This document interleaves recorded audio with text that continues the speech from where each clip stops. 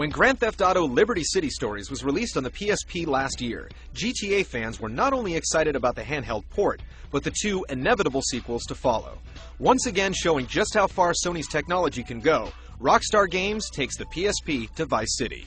While it's an impressive feat, the story and the streaming perform just under expectations. Come on, having fun! Rock and roll! When we first got together,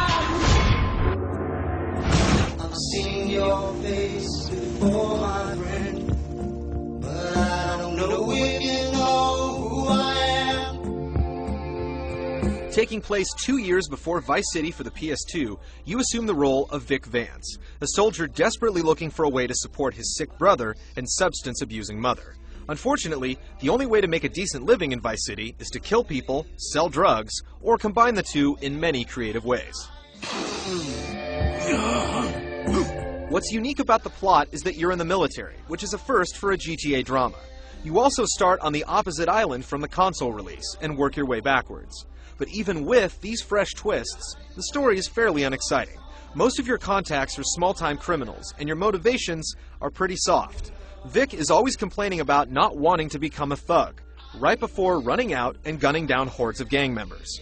You make me want to puke, you self-righteous dick! But unlike Liberty City Stories' unfamiliar cast, Vice City is full of returning voices and entertaining cameos, including Philip Michael Thomas, Miami Vice's Tubbs as Vic's older brother Lance, Gary Busey as Phil Cassidy, and Danny Trejo as Umberto Robina, all returning from the PS2 version.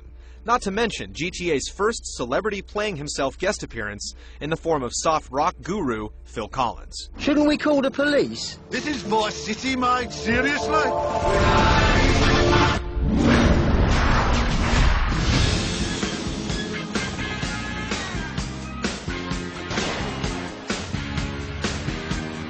Just like Liberty City on the PSP, about 95% of the Vice City you know and love is in the game. But what's missing just hasn't been built yet. The same mission structure is in place, only you have a pager to update you instead of a cell phone. The pager is actually more convenient because you don't have to answer it or stand around chatting while you're talking to your next contact. The biggest addition, not only to Vice City, but the entire GTA franchise, is the ability to develop properties. To amass a corporate empire of prostitution and illegal substances, you have to hijack each safe house by destroying the vehicle out front, then eliminating the resistance that spills out. Once you've taken over, you can decide what type of business you want to start there and how big you want that enterprise to be. While it's fun to seize each property block by block, you'll eventually grow tired of it if you just want to burn through the story. Just like the turf wars in San Andreas, these sites are constantly under attack, and unless you want to dart across the map at a moment's notice to save a location that's only generating $1,000, you'll probably only set up as many of these as you have to. Moving from mission to mission still has a nice pace to it, with taxis that'll pick you up at the hospital or police station when you fail to anticipate the unexpected.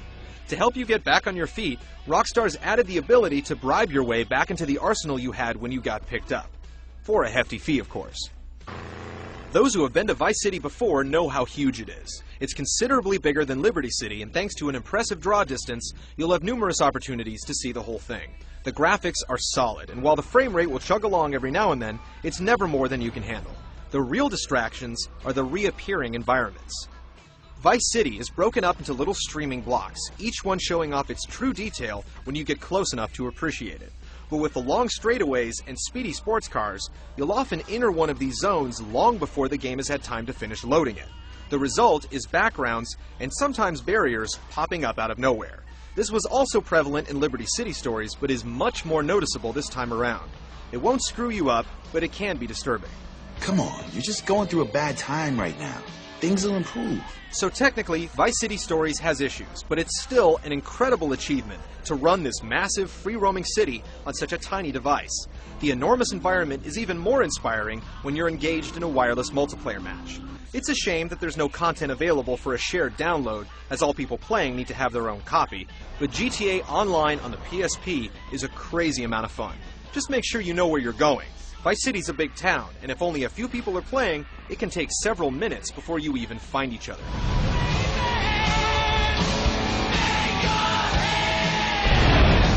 All Also, no GTA release would be complete without a nostalgic custom soundtrack. And Vice City Stories has over 100 individual tunes to keep you tapping your steering wheel as you speed through the busy streets.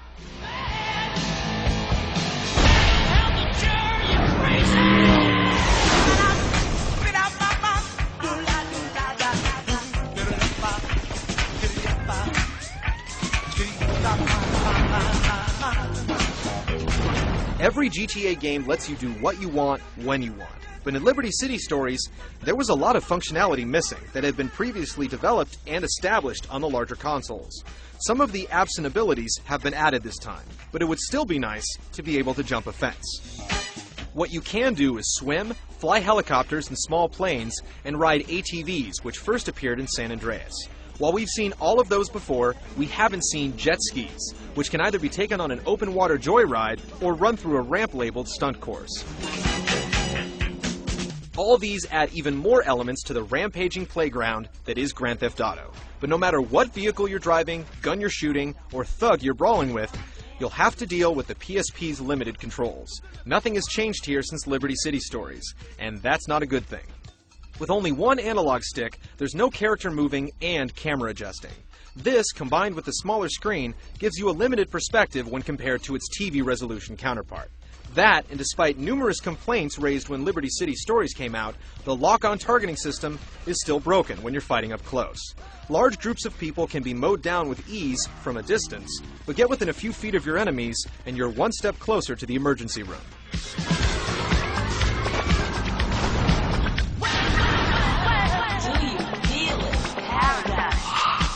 So, aiming can be a pain, climbing is impossible, and the single analog nub will most likely turn your left thumb into silly putty in a matter of minutes. But none of that goes far enough to make the game anything but an absolute blast to play. Whether you're on a rail-driven chase, a high-speed getaway, or a ballistic shootout, Grand Theft Auto continues to generate hours of free-roaming fun.